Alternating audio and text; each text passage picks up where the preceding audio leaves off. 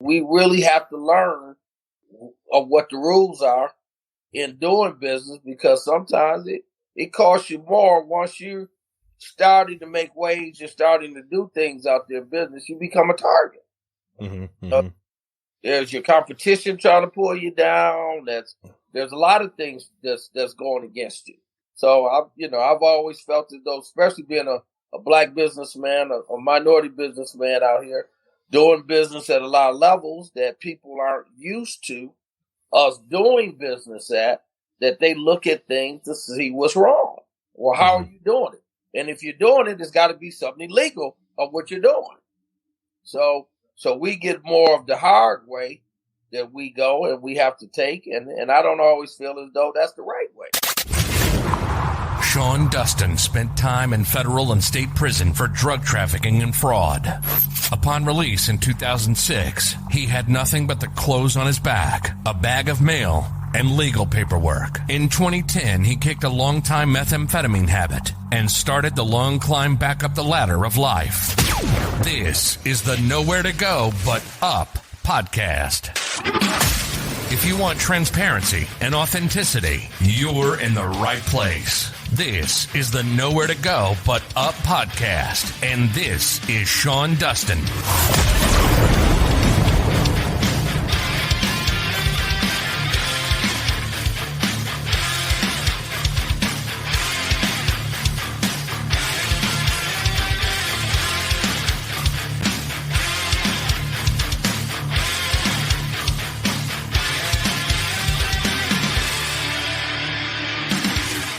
What's up? This is the Nowhere to Go But Up podcast, and I am your host, Sean Dustin. If this is your first time listening, welcome. If you're returning, welcome back. This is the second interview I have this evening. If you're enjoying what I'm doing and you're getting any value out of it, do me a favor and kick some of that value back. If you're on YouTube, go ahead and hit that subscribe button in the corner. Hit thumbs up too. That helps as well. If you're on Facebook, do me a favor, like and share this episode or broadcast. If you're on the podcast platforms, do me a favor, subscribe. If you're on Apple, subscribe, rate, and review if you can, if you're getting anything out of what I'm doing. And also too, all the ways to connect to the show. If you want to support the show, either monetarily or the free way, which I just gave you a couple of examples of how you can do that. Go to linktr.ee/nowhere to go but up, and all the ways to connect to the show will be there. And also, social media, anywhere that you're going to connect to the show will be there. This evening, my guest is Brian Carpenter. He's a former Washington football team player, which was previously the Redskins, I believe. Was recently convicted of a conspiracy to commit wire fraud and was sentenced to 6 months home confinement, 50 hours of community service. Brian's here to talk about his conviction and the mistakes that he made as a business person and in life, and what he's doing to kind of redeem himself since then. So I'm going to bring Brian in here. Hey, Brian, how's it going? Good, man. How you doing? I'm doing great. Thank you. So why don't you go ahead and, give everybody a little bit of background on yourself and, kind of let us know where you, how you got here and what you hope to get out of doing this. Okay. Well, I'm Brian. I'm from Flint. I played football at the University of Michigan. I played here with the Washington Redskins. Played 3 years in the league. I was a businessman. I'm a businessman here in the DMV area, and that's pretty much my story in a quick. So, yeah, I mean, that's not too many people can say they were NFL players. That's a small fraternity there. My friend Holly here, she did federal time and she's a paralegal and going to going to school to, I believe, become a lawyer. And she says she knows a little bit about your story. So yeah, how did all of that come about? I mean, you started a business, janitorial business, and I guess you were doing that for 4 years, and then you got caught up in something. Was it the normal kind of conspiracy where, oh yeah, she's a prison consultant as well. Sorry about that, Holly. How was it a conspiracy that somebody like told on you, or was it more of a conspiracy that, you were involved with some other folks and got drug into it, or did you actually know what you were doing? No, what we had anticipated, the case was based upon Metro, supplies and invoices that were created. We supplied invoices to Metro and supplies for 15 years. We were asked to hold some of the product for them, and by their rules and regulations, we were able to do that. Okay, we were able to hold it until they're asking us to ship it at a later time, and we've done that for several people through years, warehousing, because if you procure something, then you're able to ship it at a later, whenever the customer requests it. So if you buy something and you ask me to hold it and ship it to you at a later time, we saw that as one of the rules that was in their procurement rules, so we didn't think it was anything wrong with it. And I don't know, we still don't know what happened on that end to kick it off. There was other companies involved, but we were the only ones that were brought to court on it. It was 10 other companies that were involved in it. They all invoiced and processed, and we were the ones that were being held responsible for this, for what their employees was asking us to do. Why do you think that is?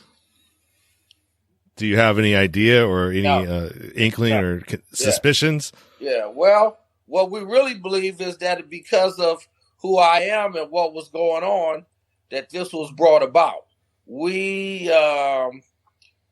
actually never got the opportunity. Most times in procurement, you're given the opportunity as a businessman to cure it. If you've come to me and say that you've got a problem with something, you would give us an opportunity to fix it. When you're dealing with government or procurement or anybody that's procuring something, or if you're a customer off the street, if you call and you place an order for something doesn't come in right, something's wrong on an invoice or billing or whatever, you typically are given the opportunity to call that person and fix it. And we were never given that opportunity.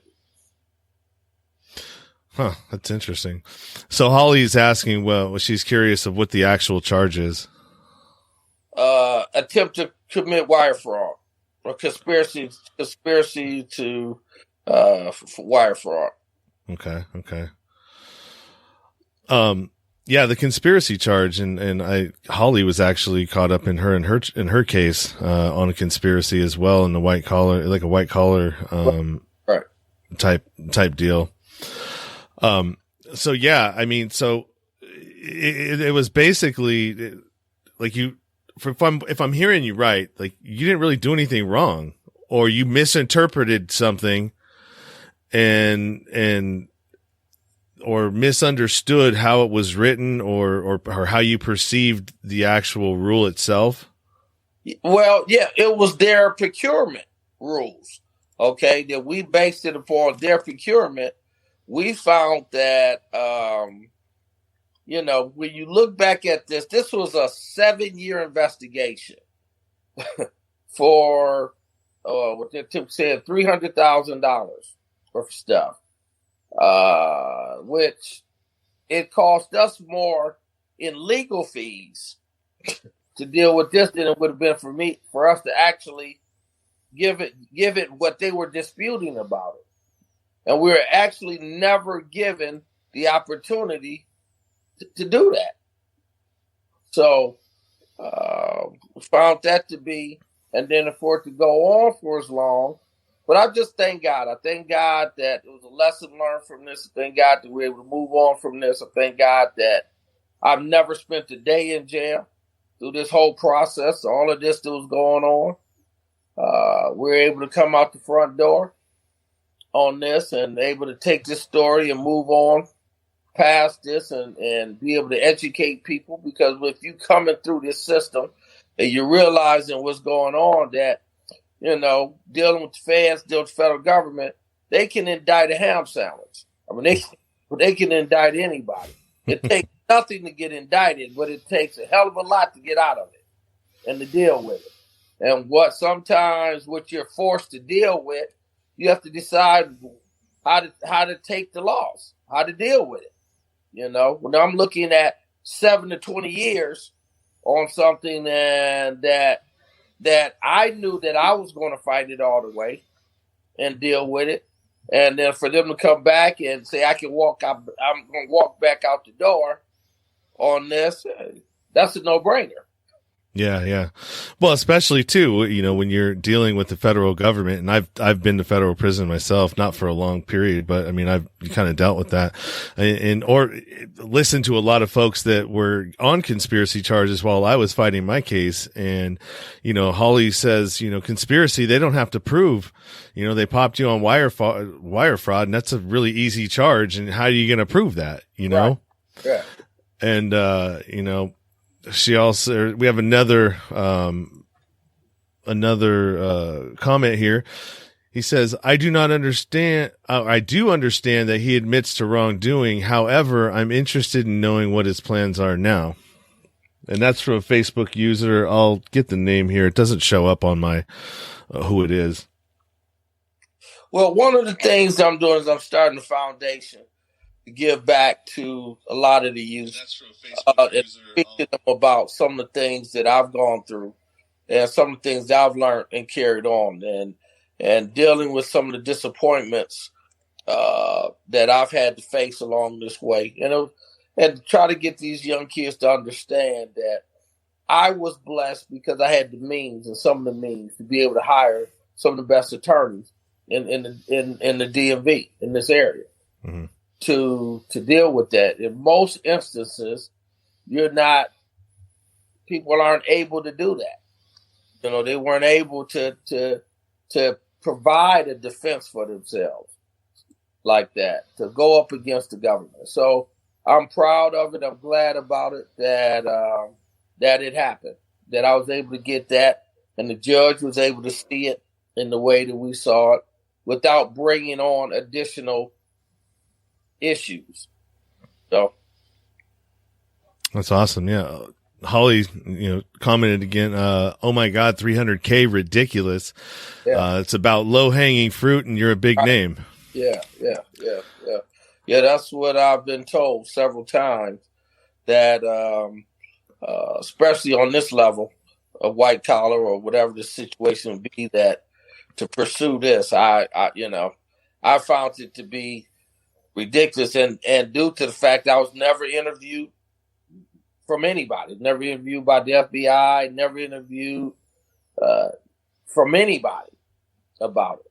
So, I've always felt as though to be blasted all over the country, everywhere about this situation, it created more damage on the reputation and what we're doing and what's going on than what this was actually about, especially because we were never given the opportunity to fix it. Yeah. Holly says, I commend you. He needs to educate on any government intertwining business and, yes, his story. You need to know how to move forward as we go through this crap. I'll be quiet. I'll be quiet now. And then she goes, you're 100% correct. Make that 501c3. There you go. Thanks, Holly. I plan to do that. That's what the process is dealing with now. And so explain a little bit more about the 501c3, because I just started my own as well, and I just got my status approved, and I've been doing my market research and talking to probation. And, you know, that's my lane is I want to start, helping out youth and the kids that are transitional aged from 18 to 24, I believe, in my area, in my county. And so, you know, talk a little bit about that, because that's something that I'm in the process of myself. Well, they're setting mines up right now. We've been blessed to be able to come out. I've got a lot of guys that I played with that have been supporting me along this journey, along this way, and I'm grateful for that. And friends and members that have helped me. And now I just feel like it's time to, just like I'm talking to you, I think it's time to have a one-on-one. Just like our barbershop talk, LeBron and some of the other guys have been doing, and just, I mean, let's get real. Let's talk about some of these kids, some of the issues, things that they face. Let them know what's ahead, and trying to get them off of the path that they could be on, and doesn't just have to be business or drugs or you know, or anything else that could be wrong. Let's address it. Let's talk about it. Let's deal with it. And a lot of times, because we've gone through with it, I feel as though we need to get real about it. I mean, let's sit here and let's be honest and let's get real.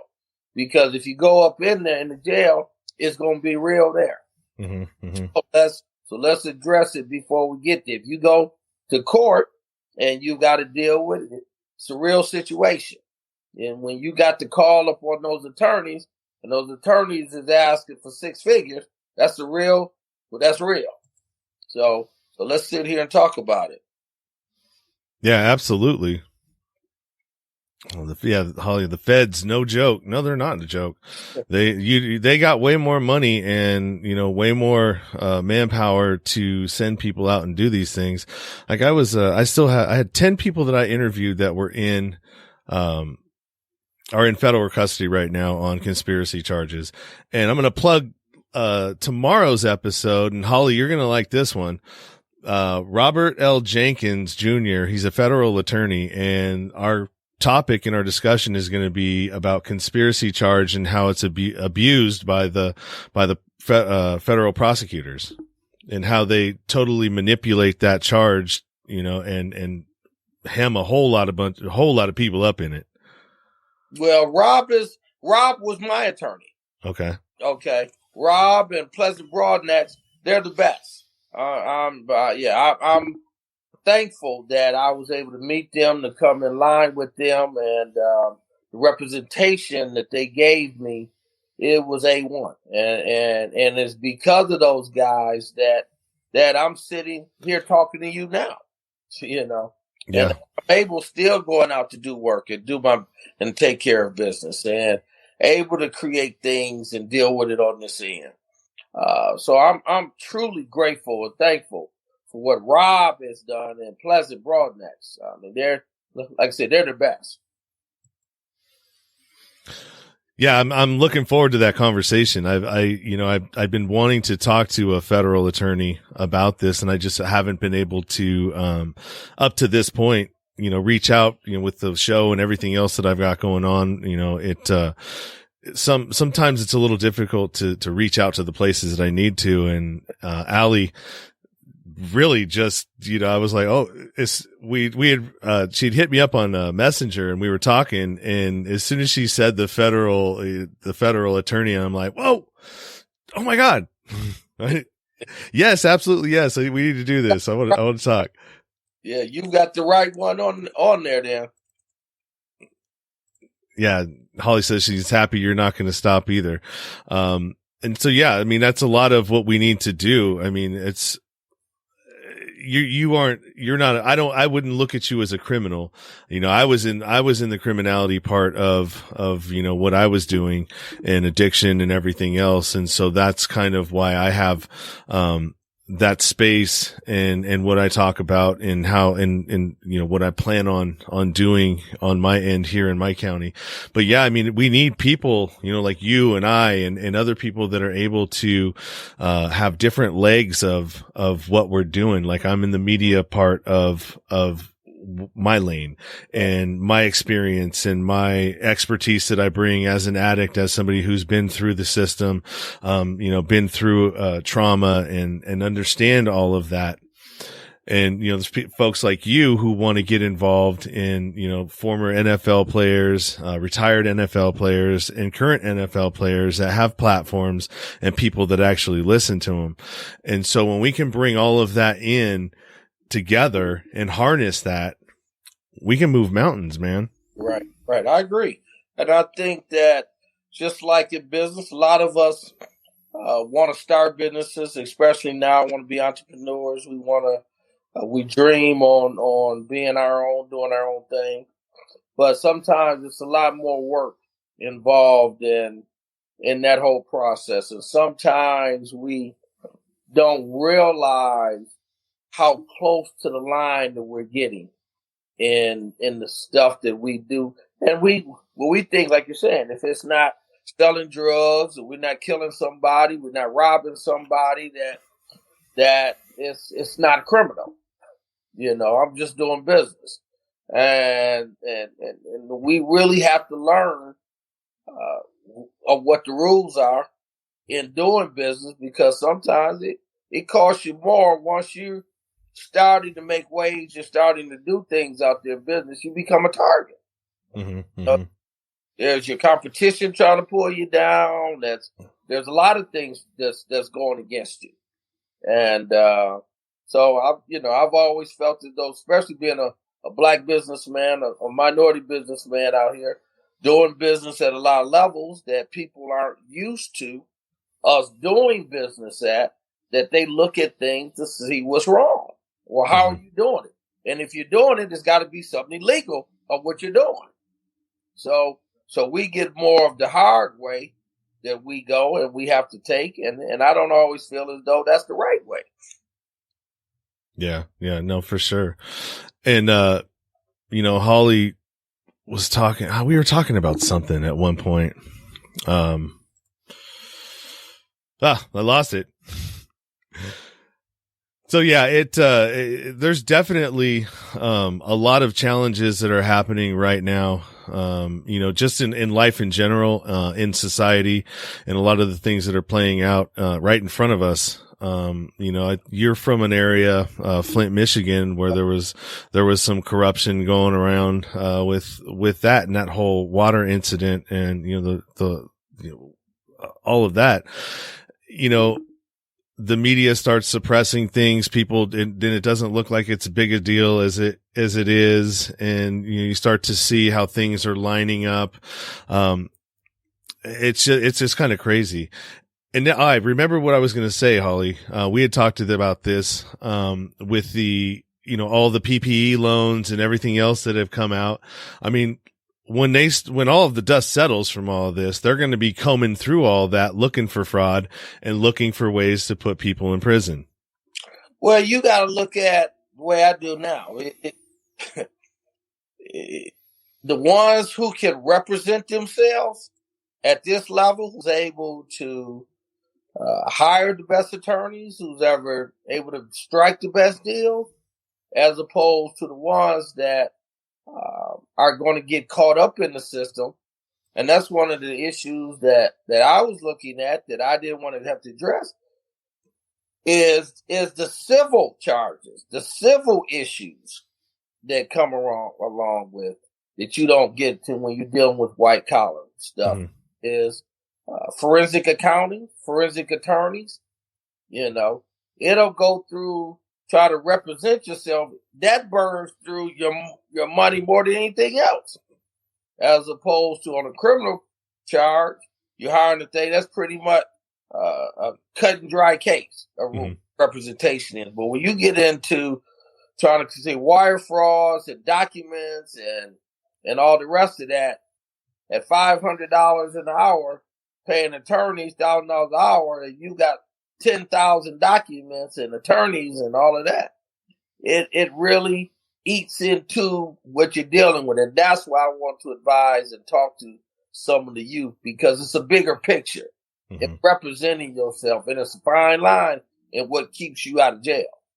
And you have to ask yourself, I don't know, what is your freedom worth? You know, how much would you pay to be free? Well, yeah, that's where I was when I caught my case. I was like, you know, it wasn't a conspiracy, and I was dead to rights, and they had me. But I mean, it was like, well, I'm just going to take the public defender. I mean, there's nothing I can do. I can't fight it. I don't have the money to fight it. You know, I'd already tapped my mom out on my state charges, and I was just like, well, I'm just going to have to do what I got, you know. Yeah. Send me where you got to send me. And that's what most of us face. 95% of people that come through the Fed systems. You know, that's why their rates are so high, convictions and everybody, because we can't afford to pay for representation once you get involved in dealing with the feds. Yeah, Holly says you're absolutely right, and she works for the public defender's office too. So, right. Well, I agree with you. So that's why most people have to plead, and it's not supposed to be like that. No, I mean, there's actually a documentary called the Vanishing Trial. Right. Have you seen that or heard about that? No, I haven't. Yeah. So it's about exactly that. The conviction rates and how nobody goes to trial anymore. Right. Right. Yeah. Everything's played out. And what you're looking at and what the sentences are, and that's why the jails are full of people of color sitting in the jails.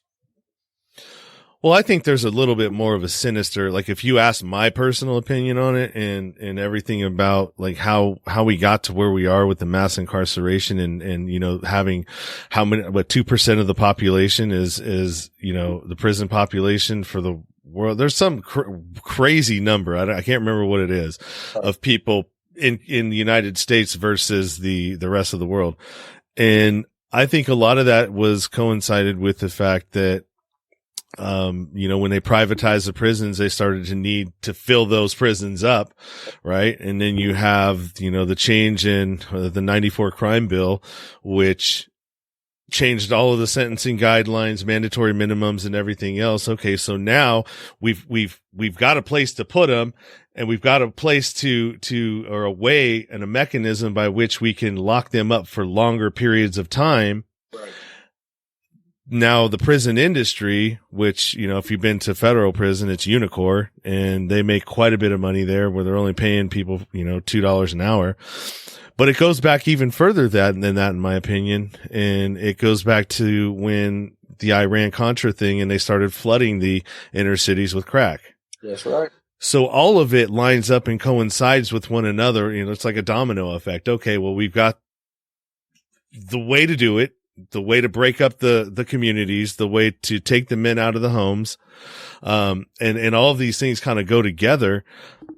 But most people can't put it together that way. They don't understand it. They don't understand that, like, your government is capable of doing these things to you. That's right. That's right. You know, and a lot of people are good people. Right. You know, they're good people. They work hard. They want the best for their families. They want, you know, what most of us want. We all really want kind of the same things, you know, for our families, for ourselves, for our children. And we're not that much different from one another, but we're being made to feel like we're very different. Right. And that we're divided. And there's all these different things that are keeping everybody away or against each other and divided from each other. When you just look back at any movement from MLK to Fred Hampton to Malcolm X, JFK, anybody that was involved in trying to unify the population, what happened to them? Right. They're not here no more. Yeah. Yeah. And I made a comment today. Somebody was in one of my friends, who I had on the show, number 69, episode 69, Steve Grumbine. And I was like, well, he made a comment about, rallying the masses or something to that effect. And I'm like, well, the problem is that most people subconsciously, that's always in the back of your head when you want to speak out or speak truth to power. Mm-hmm. Like, oh, I don't know if I want to get involved in that, because if it starts gaining traction and, let's say I'm the head of it, bad things might happen to me, right. Right. And so sometimes, you just don't speak up and you don't say things just because of, how they've conditioned it. Right. We've been conditioned quite a bit from the media. And we're scared. I mean, a lot of times when I've gone through just this incident here of dealing with how these guys have who are doing business with, sometimes they're forcing people to take pleas, as you were saying earlier. And so now I have to get on the stand and give your narrative to the situation. Mm-hmm. And I didn't realize I have more empathy now and not just sympathy, because I've gone through it now. So I'm understanding of what it feels like being indicted and not having a voice, not being able to speak, not being able to talk. Just like you first came on there with me, reading off all the charges, all the different situations. Well, I had to hear this for a year, not being able to tell my side of the story. And that's the biggest thing that I love now is that now I get to speak my truth. I can say what really happened. I can talk about how we got caught up in this situation and how that we weren't able to talk about what was going on before. So now I've just had to sit back and look at people were treating me and dealing with this like I was Al Capone. like I had a mafia situation going on, that I was head of a major ring that was on all of this. And that was one of the things that we always figured out: how could I be the head of something when the government gives those credit cards to those users? They place the orders, they do it, but I'm the one held responsible for what the government employees are head. They're the ones that are entrusted with their credit cards, with their situation, but I'm the one being charged because they came to me and asked me to hold it. I'm a businessman. And if I'm giving you good customer service and you ask me you're purchasing supplies for me for the last 20 years, I have a warehouse, you ask me to hold it because you don't have room to ship it to you and ship it to you when you request it. I didn't see anything wrong with that, because we do it all the time. Yeah. But they want to procure it. They don't have room. The government needs to spend up a certain amount of money at the end of fiscal years or something. They ask us to, ship it later. And we do it all the time. No, yeah, I get it, man. I would have an issue with that too. Yeah. Why, how is it? Yeah, it's so frustrating, man.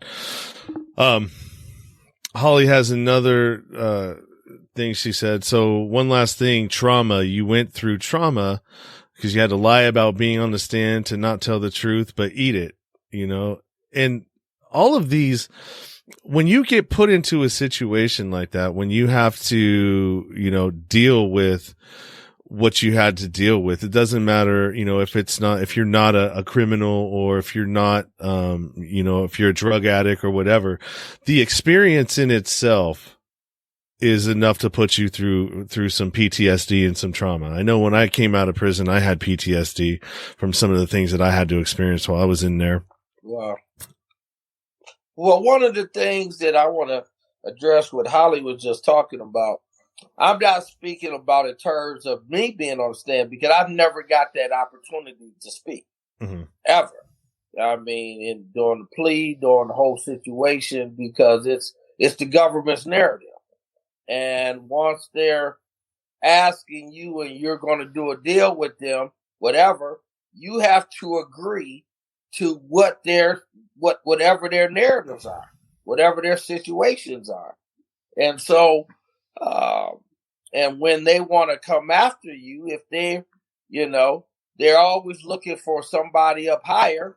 So what they'll do to the other people that can be involved for them to walk is to get everybody to rap, to tell on everybody, or to say something wrong, or to say a lie that is a lie. So, and to be able to deal with that and face it, I realize now that it was a hell of a thing, and that's kind of what I want to be able to share with the kids. That's something you don't want to have to get involved with, and because because the federal government has the FBI. Okay, yeah, they got the FBI, so you got to go hire investigators, attorneys, and everybody else to fight whatever they're dealing with. Yeah, you're not gonna win that. They're gonna always be able to outspend you. That's right. And a lot of that's by design too.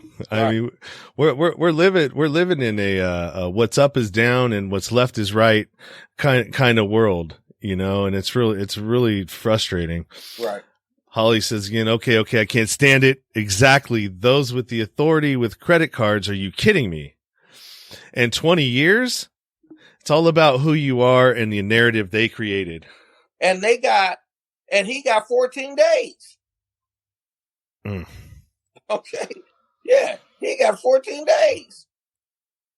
Yeah. I've never that's the thing that really irritates the hell out of me about the conspiracy charge is and I'm referring more to the people that I've talked to that were incarcerated, for decades, is you took the word of a criminal, somebody who's being incentivized to tell you whatever you want to hear or what they think you want to hear.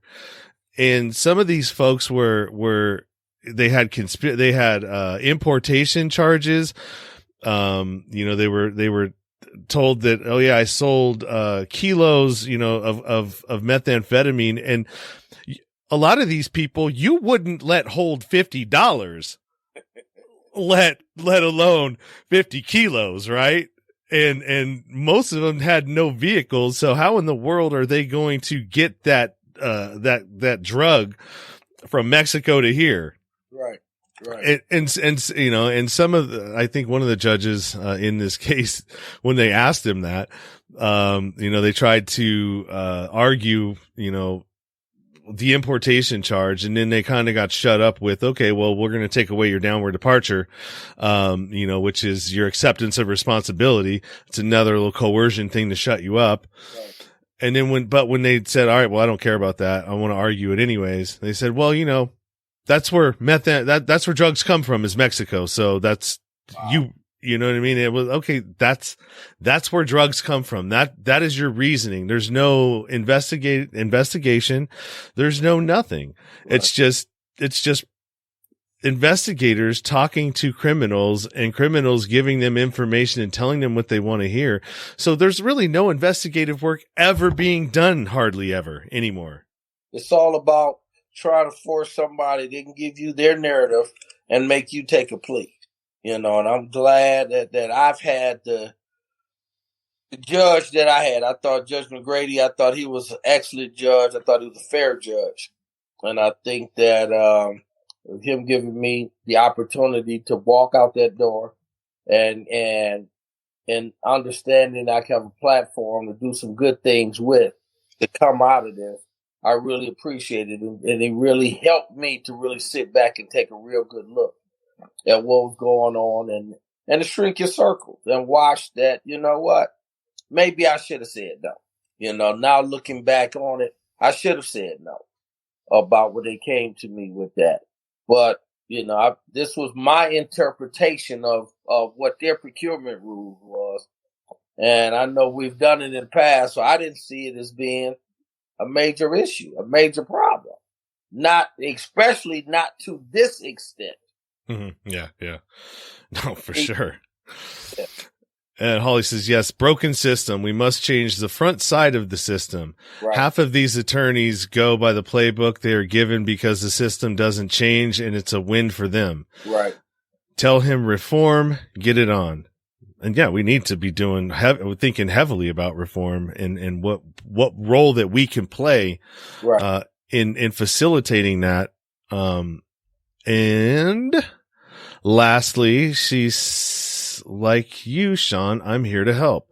Exactly. I mean, anytime anybody comes to me with, injustices or needs their signal amplified to call out corruption or, speak truth to power, in a way, I guess, for whatever reach that I have, and a lot of things too, it's like, how I feel about certain things. I oftentimes wonder if it's going to affect, when I'm going to try to get grants or anything for the nonprofit or anything like that. And they start looking back at some of my episodes where I, talk about some of these things and, I hope that it doesn't affect that. But like I said, if you have a big enough network and a strong enough, peer group around you, let's say, we're partnering up, when the nonprofit when I actually get it going and up in the model, the way that I need it to go,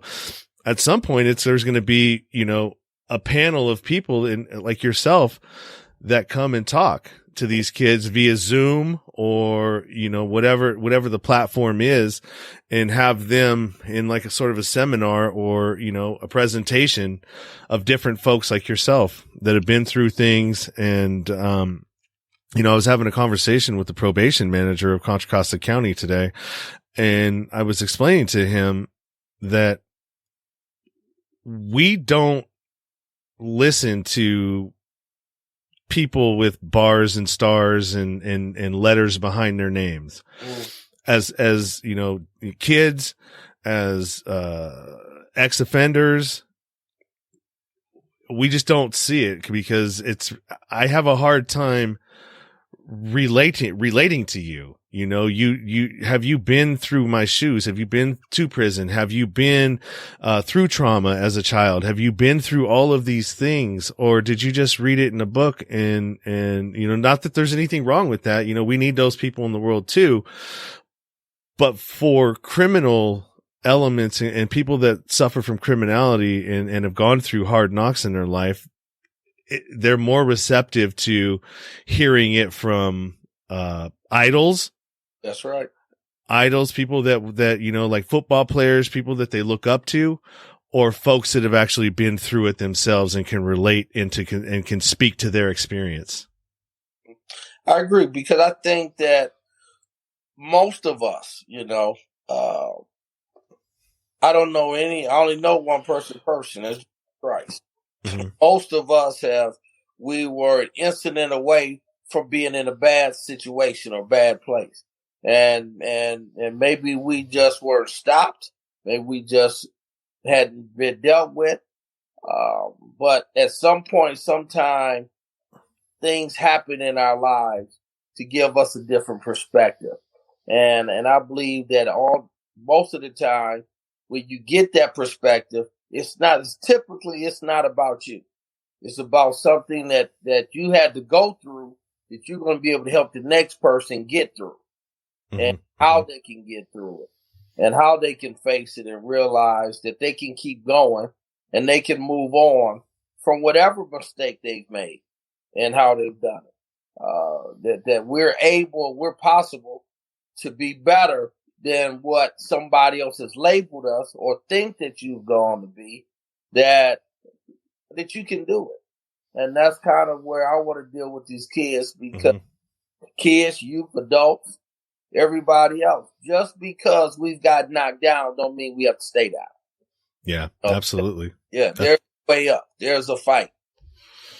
And the name of the podcast, Nowhere to Go But Up, and that's exactly what it is, because you can only go so far down till you realize that, okay, well, there's only a couple of options here. Right. Actually maybe two. Right. Either pick it up and start figuring out how to level up and do what you got to do to build that self-esteem and realize that, nothing is impossible. Right. And a part of what I want to teach and what I'm doing is, how to podcast and how to build a show. Right. And how to do every aspect of it, because what's really powerful is when you find something that gives you your voice back. Mm. And podcasting is one of kind of like the last frontier that they're not censoring yet, where you can have a voice again and where you can have conversations like this, where you and I are talking about, things that are really important and things that impact communities and impact society. There was a lot, just like the reform that they're talking about doing, Biden's talking about doing, and that how they've stopped contracting with, certain prison, industries and stuff like that. That's just fodder. You know what I mean? That's just they may be, but they're not addressing the things that really are crippling our society and our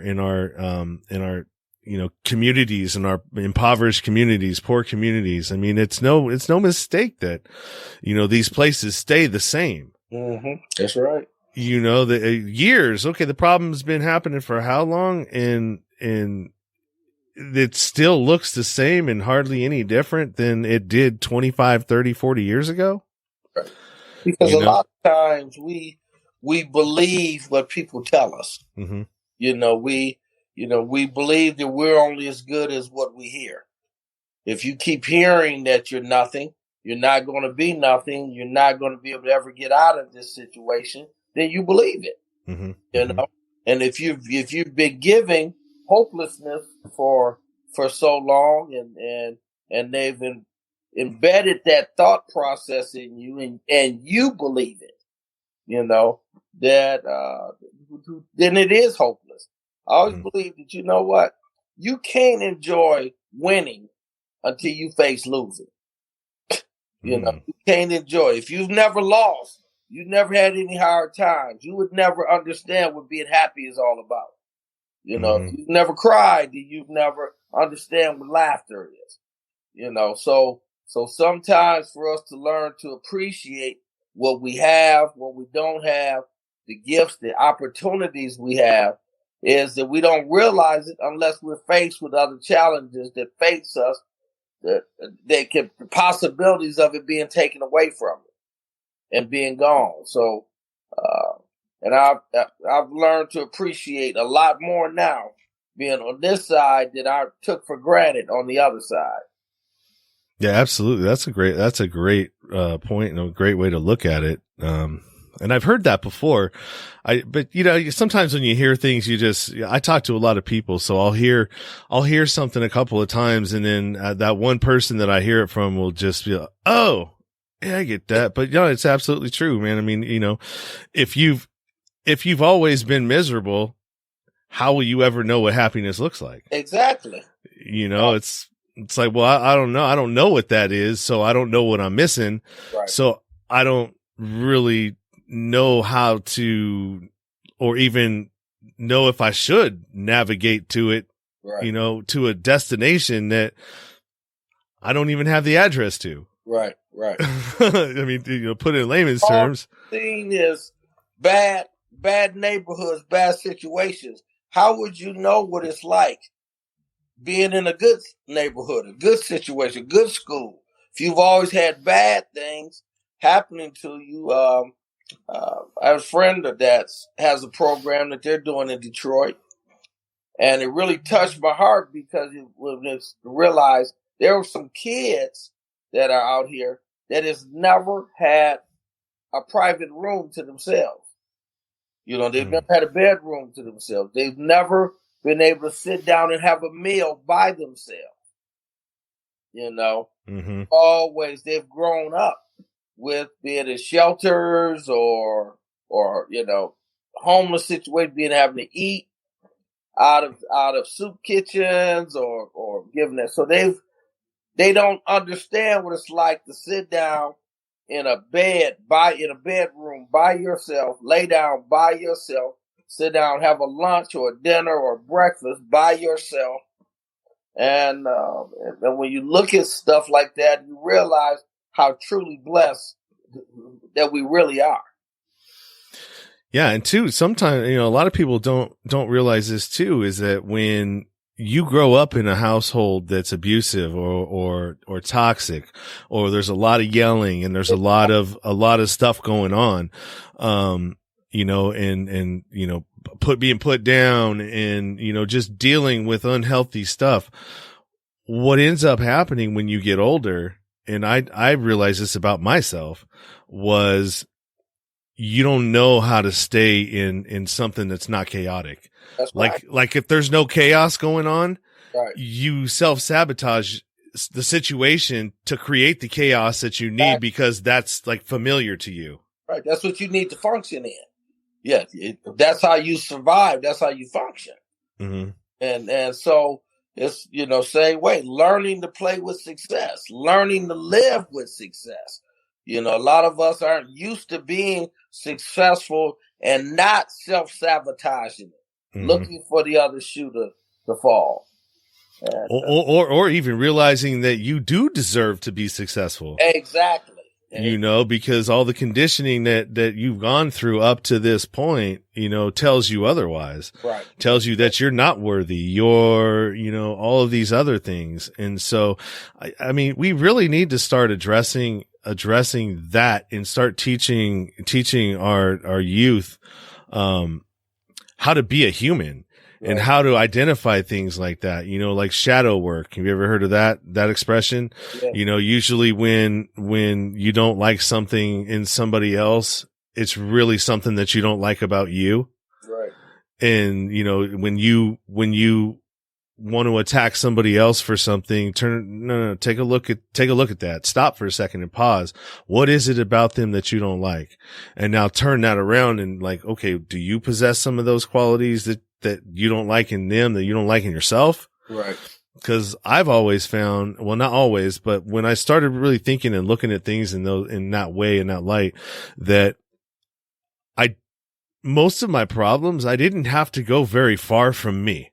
Mm-hmm. You know what I mean? And figuring them out and realizing that. And I know that not everybody suffers with trauma and not everybody, has that element to their life that causes addiction and everything else, but just dysfunctionality in general. And actually being around people that have suffered from PTSD, project PTSD on the people around them. Mm-hmm. So when you're a toxic person, you're causing everybody around you to now be a part of your toxicity, and now you're traumatizing them as well. Mm-hmm. And so, I mean, that's all of that is encompassed in that type of thing. So yeah, it's, we got a lot of work to do. Yeah, we do. And I believe that we've got to start loving ourselves first. Mm-hmm. Start believing in ourselves first, and that anything is possible. And that's one of the things I've always preached. Hey, I played in the NFL from Flint, Michigan, mm-hmm. at 170 pounds. Okay. So if I can do it, that coming out of a small town in Michigan and make it to the Super Bowl at the weight that I played in, with everything in the league being much bigger than me, I'm the same size as the trainer. So, yeah, being able to face that and believe, but because I had parents, family, support, everybody that told me I could do whatever I dreamt that I could do. And so that's one of the messages I want to help to get out. Because I don't believe that this is the final chapter. This is not how this was supposed to end with me. So I believe that, yeah, there's more stuff to be done, to get done. So, moving forward, and I'm looking forward to that part of it. Yeah, me too, man. I want to continue to follow what you're doing, and hopefully we can intersect at some point. And I would love to. Work on something and trying to get these these kids the help that they need. In my area, like I was doing some research because initially I wanted to help guys in reentry, adult males coming from incarceration, from prison and reentering the community. But then as I started, doing my research and talking to different, people in the community and kind of asking like, what is needed? I know what I want to do, but where is the crisis sort of, and where can I be most useful to begin with? Right. And it was, it was told to deal with transitional youth. And then I was thinking 15 to 23. And then, just by talking to people, they're just like, no, you want to focus more on 18 to 24. And the reason being is that the youth authority in California is getting ready to shut down. They're doing away with it. And all of those, I think by 2023, it'll be shut down. So they're no longer even sending people or sentencing people to that with like longer sentences or juveniles with that. So, I mean, where are they going to go? What's going to happen? Where's the diversion? What is, what's going to be in place of it? There's got to have something, right? And then these guys that are coming back, that have got, their sentences have been reduced and they just have to, send them home or send them to another program or a facility somewhere. And I think that's where I'm going to step in and, provide a transitional housing plus add all the elements of, taking them to where they need to go, interviews, and not just, teach you how to do a resume, but actually do mock interviews with you and actually, train you and give you skills. I want to incentivize them by doing the podcast, give you your voice back, teach you how to do all the elements of it, and then have one for the actual, program that they run. And they figure out what the guests to get and what kind of, opportunities they want to talk to, who they want to, interview. And as they learn how to do this and as they start getting bigger interviews with bigger folks, like maybe their idols and stuff like that, because it'll happen. It can happen and it would, I don't see any, celebrity type that would turn that down if some, a group of, youth, transitional youth and, from hard communities wanted to interview them. I don't see that as being a problem. And then that's what actually gives the self-esteem. I mean, because, when you start setting goals and achieving those goals, then you start realizing that, there's a different way to go about achieving self-esteem the right way. Right. A lot of us didn't have that. We did it in the wrong way. We did it through, manipulating women or, criminal stuff or whatever it ends up being, but it's the wrong way because, and it works in reverse because all of the people that you're hurting does the opposite to your self-esteem. That's right. That's right. And you know what I mean? Even though it's cloaked in a facade of, oh yeah, homeboy, I did this and I did that. Yeah, good job, man. Good looking out, blah, blah, blah, blah, blah. But when you really start to stop and think about what you're doing, like a lot of the things that I was doing out there, I couldn't do unless I was under the influence. Mm-hmm. Because once I would come down and I'm not high anymore, I'm starting to think of all of the damage that I caused in my wake. And it's like, I better go get high again because I don't want to deal with that. Right. And so it's just false courage. Yep. Yeah, that's what I tell them, that it's false courage. It's our false toughness. We create situations that we think we have to be the biggest, baddest guy on the block. And we create bad situations for ourselves. But I believe everything starts with one. Yep. If you can grab one, you can make a difference with one. You can change one, help one to change their circumstances, their life, their thing. And I also think that this is what you want to do, what I want to do. It takes help because you need people at the top who will believe in the people that's coming out of a bad situation and doesn't just believe that those people are worth throwing away. But their lives are over because they've made a bad choice or a bad decision.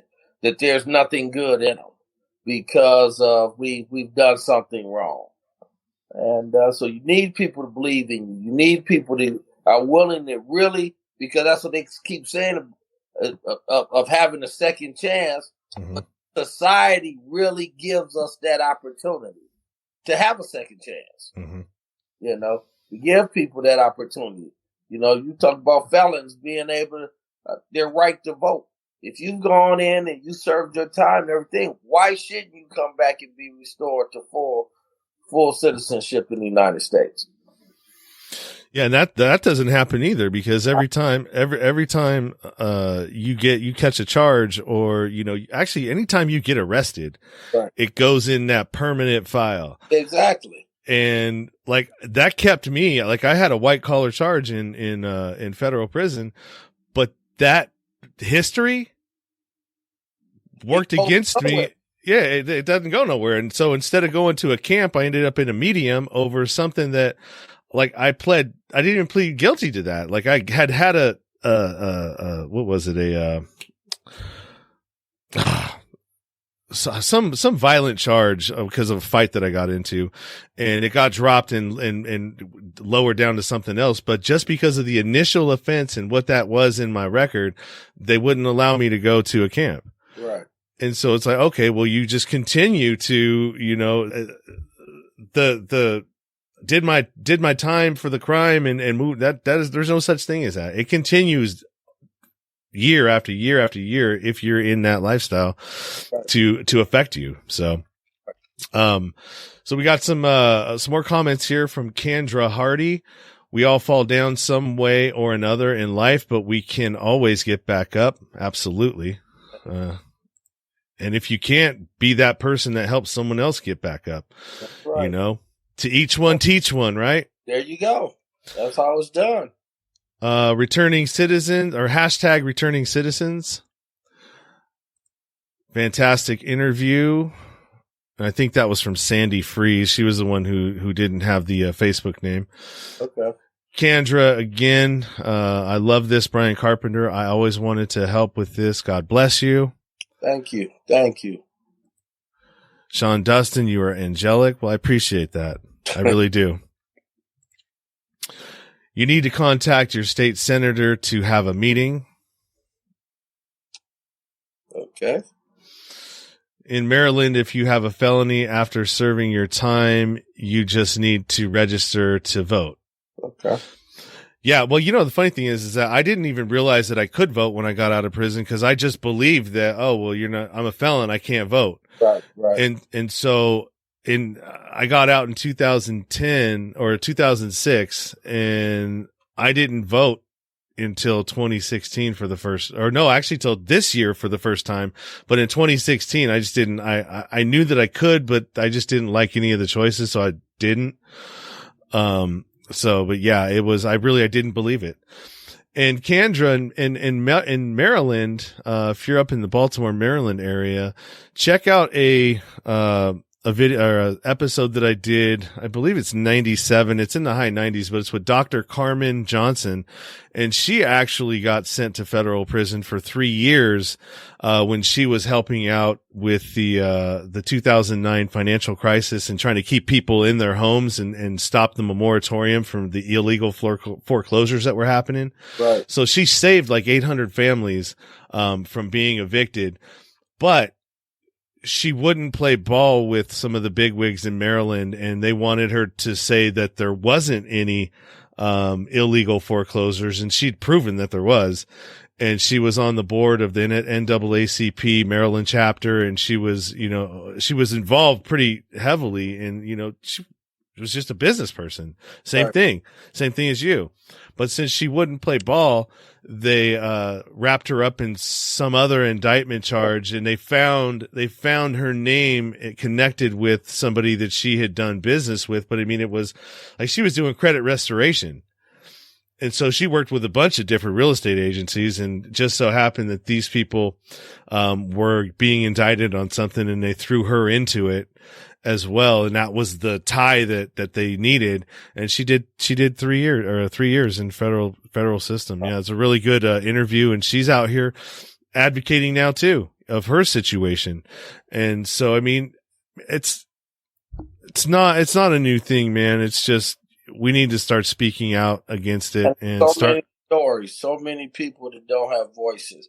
So I really applaud you for what you're doing of giving people a voice, and that's huge. That's big. That because there's a lot of people that need to be able to tell their story and be heard.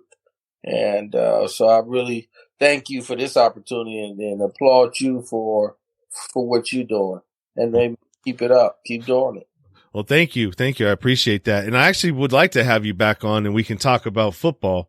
Okay. You know what I mean? And your career and what that was like. And, you know, cause not a lot of people get to experience that. Okay. Anytime. Just let me know. And one more question, and it has to do with football and the past event that we just had. Okay. How crazy is that? That dude is it that guy that Tom Brady is that good and Gronkowski is that good that they could go from doing what they did with the Patriots and then just coming right back and bam, hit it again? Or is that just luck? No, it definitely is not luck. First thing that I like to say, one about Tom Brady, I love him because he's a Michigan man. That's where I went to school at. So okay. Yeah, so but two, he works hard. It was good. I think the coaches, Todd Bowles and Leftwich and those guys, they had a great game plan. And I think, I know a lot of people are saying that they hate seeing Brady keep winning.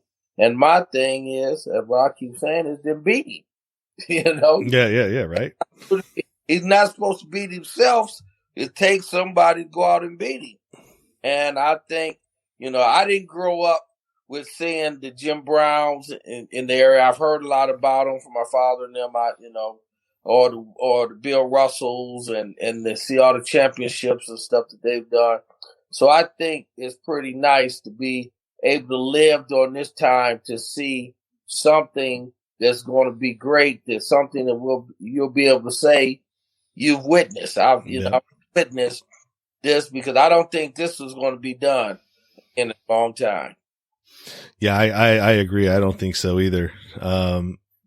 Kendra says they have a diverse coaching staff. They put the work in. That's right. Yep. I was like, you know what she's talking about. She sure does, doesn't she? We've had a couple of cool guests or people that were commenting on and giving some great input. Okay. Thank you for the participation, you guys out there. I really appreciate it. Yeah. All right, why don't you go ahead and plug anything that you want if you've got some stuff to plug, and then we can just go ahead and wrap up and we'll do the outro and then hang out in the green room for a second and then we'll wrap up. Okay, one of the things we've got our official page. I'm not sure if can you still see me? No, I can't. You went. Okay. Our official site on our Facebook page. We've got Facebook, Twitter that we've got going on. We've got some websites coming on with the Flintstone Group. So just hit us up and let us know. It is Facebook. The official Brian Carpenter on Facebook. So just hit us, follow us. I got it right there up on the screen for you guys. Then he's also got Instagram, official Brian Carpenter. And then you can also go down into the description of this podcast. And then when it actually goes and airs live for the people that are listening to it on the podcast platforms, which will be tomorrow or the next day, I've got 2 of them to push out. And I also got 2 more interviews lined up for this week as well. But that'll be out there, and all of the direct links are available in the show notes or in the description of everything that I do on all of my broadcasts. So, if you want to connect with Brian, do it. Go ahead and do that there. And also, if you want to connect with the show, like I said, all my links and everything are in the description as well. And, if there's nothing else, I guess we can get out of here. All right. Hey, been fun. Thank you, brother, and I appreciate it. I appreciate everybody who's commented. I think I lost a couple. All right, we'll do a couple more. James, somebody I know, been known for a while. Great conversation. I'm telling you, Sean, the podcast has good substance. Well, I appreciate that, brother. It's taken me a minute to get to where I'm at, but, I've kind of found my lane and I'm doing what I can with it. And Kendra, yes, sir, I know the facts. So hang out for a second, and everybody who's joined me this evening, I appreciate it. And until next time, I will see you guys later. You've been listening to the Nowhere to Go But Up podcast. Sean is a single dad, a union blue-collar guy, and he spent time in federal and state prison for drug trafficking and fraud. When he was released from prison in 2006, all he had was the clothes on his back, a bag of mail, and some paperwork. Since then, he's turned his life around and shares the struggles and successes on this podcast. We hope you enjoyed the show, and we hope you were moved. To connect to the show, book a guest spot. For merch, Patreon, PayPal, and social media links, go to linktr.ee/nowhere to go but up. On Instagram at Nowhere to Go But Up Now. On Twitter at But Up Now. On the YouTube channel at Nowhere to Go But Up Podcast. See you next time.